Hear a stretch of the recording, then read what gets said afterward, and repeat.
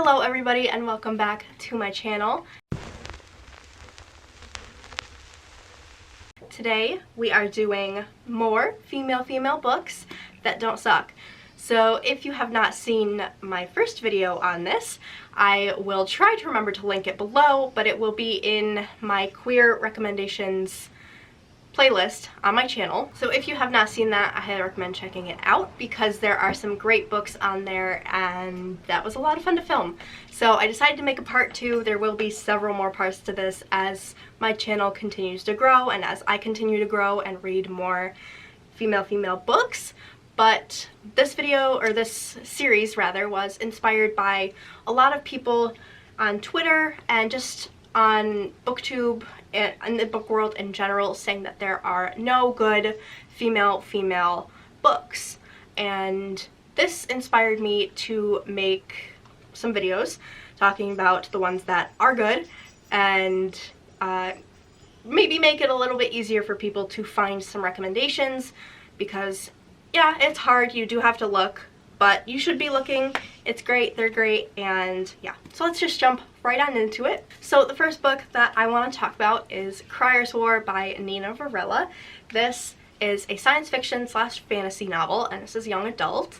This follows two girls. One is an autome, meaning she is made, and autome in this world are higher up. They are higher class than regular humans, and the love interest, Ayla, is a human, and she is going to the castle, palace, I don't know what you'd call it, but where Crier lives because she is on a mission to kill Crier and get revenge. And yes, this is enemies to lovers, in case you were wondering. It is absolutely fantastic, and it is exactly the kind of science fiction, fantasy, YA queer book that I've always wanted, and this will always have a place in my heart because of that. It's so wonderful, and just the relationship in here is great. I'm so excited for book 2. This is a duology, and the next one comes out, I can't remember when, but I'm excited. I can't wait, and this is just a really fantastic one. Next up, we have another science fiction book, and that is Gideon the Ninth by Tamsin Weir. This is enemies to lovers greatness. Truly it is. This follows Gideon, who is part of this, she's a necromancer, and she is going to compete with her arch nemesis, and listen, stuff happens, weird stuff happens, queer stuff happens, and we love to see it. It's so good. The relationship is truly great, and so excited for book 2 again, but this one is just absolutely amazing. There's just lots of sci-fi political intrigue stuff, and it's just great. Highly recommend you check it out. Also, these black sprayed edges, we love it. We love it. Okay, next up we have Tarnished Are the Stars by Rosie Thor. This is a book, another science fiction book. This is young adult, following a girl who is she basically makes pacemakers, even though it is illegal in this kind of dystopian world to make pacemakers, and she just, you know, wants to give everybody who needs one. She wants to give one to everybody who needs one. Does that make sense? Yes. Okay. So those were the correct words. And this also has really great ace rep. A side character is Ace. The main love story is female. It is wonderful, and I just love it so much. I am so soft for the two girls in this series. Series? I don't know if it's a series, but I think it's just standalone, but I am truly soft for these girls, and I would die for them. Now we have an adult fantasy book, a high fantasy book.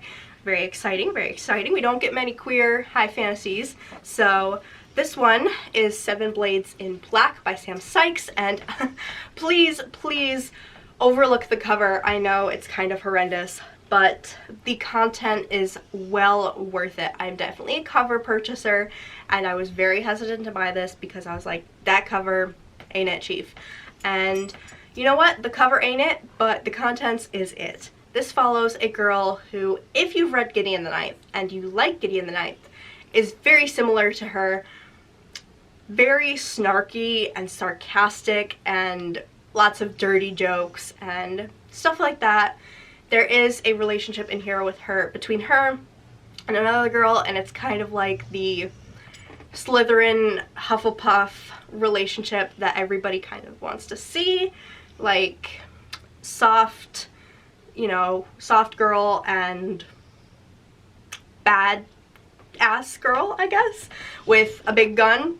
You know, we love to see it again. So this relationship is really cute, but this fantasy world also is amazing. It is quite long, but if you're into high fantasy, you're used to that. So I highly recommend checking this out. It's so good. I love it so much.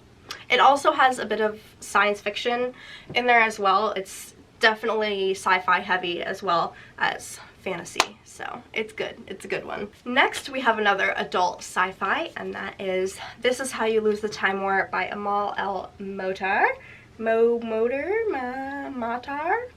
and Max Gladstone. So this is a Romeo and Juliet retelling following two girls on opposite sides of a time war.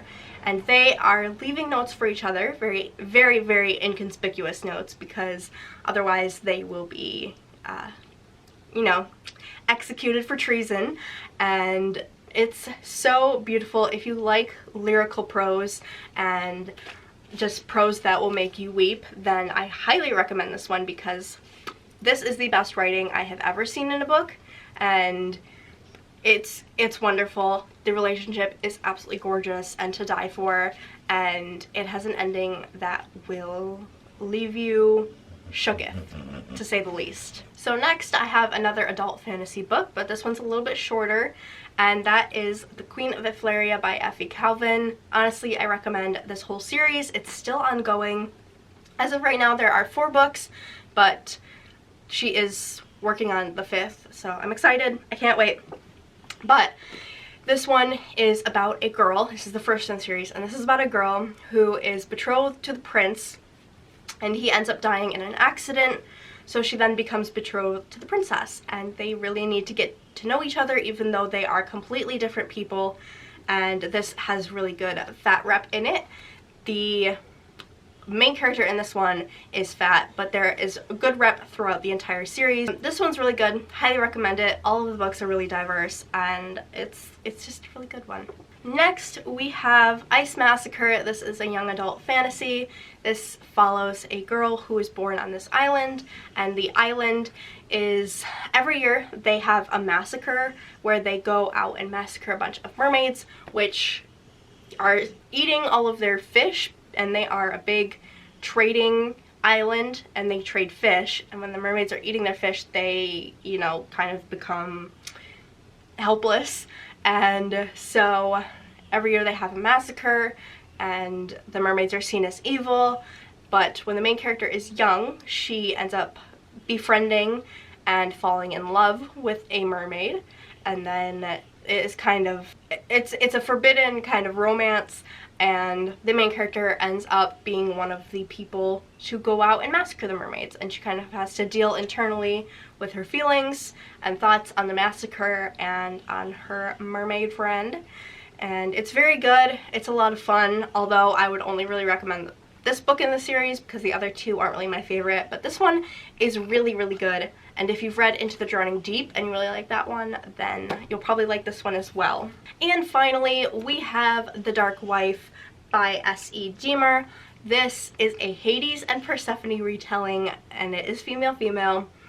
I love this so much. This is probably my favorite female romance. It's technically a fantasy, but it's very romance heavy. It follows the romance and their relationship, so it's easily my favorite, and they are just so soft, and I would die for them. And the way the author twisted the Hades and Persephone story into something that is not cruel is absolutely beautiful, and I really appreciate that. It was so fantastically done, although there are trigger warnings for rape in this as well, so be forewarned before going into it, but it is so good, and it is the Hades and Persephone retelling that I needed, truly. It's amazing. I would die for the main characters.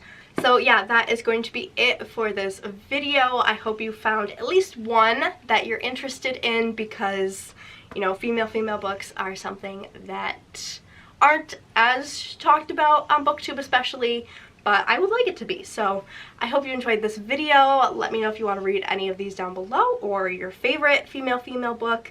And yeah, thank you so much for watching, and I will see you in the next one. Bye-bye!